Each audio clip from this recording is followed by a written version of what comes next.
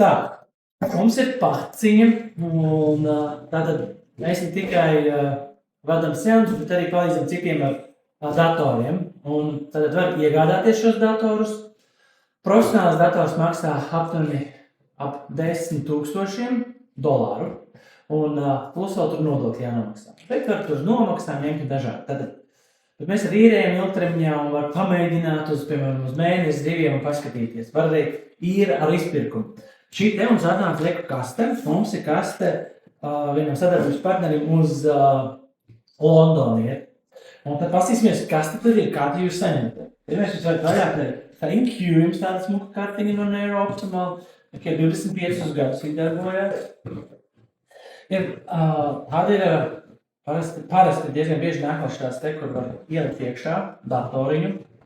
Lai principā šeit var visu ielikt. Šitādā var ielikt gan vadiņus, gan datoriņu. Šī tik liela izstāst kopējā. Ja tā ļoti kompakti ir lieta.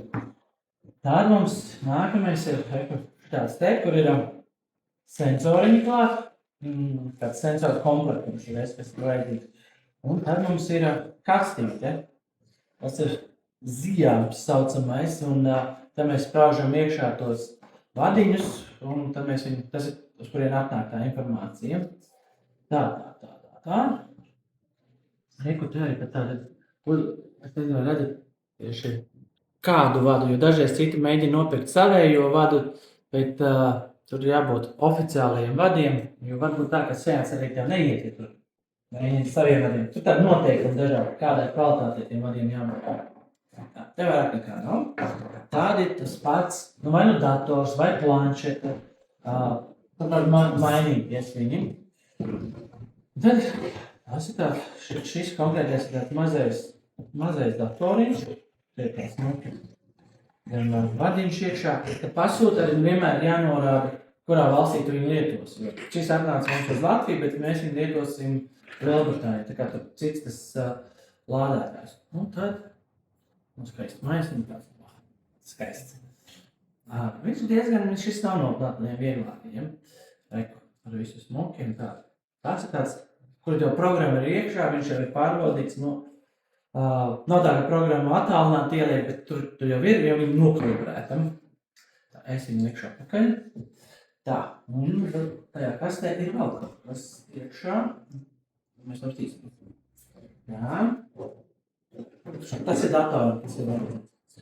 Tad tev vēl rakstīts ir, parasti ir angliski un franciski, tāpēc, ka Kanāda ir franciski un angliski runājuši. Tāpēc ir daudz, kas ir abās valodās. Izņemot ārā ir bonusiņi, bet vēl kas ir vajadzīgs.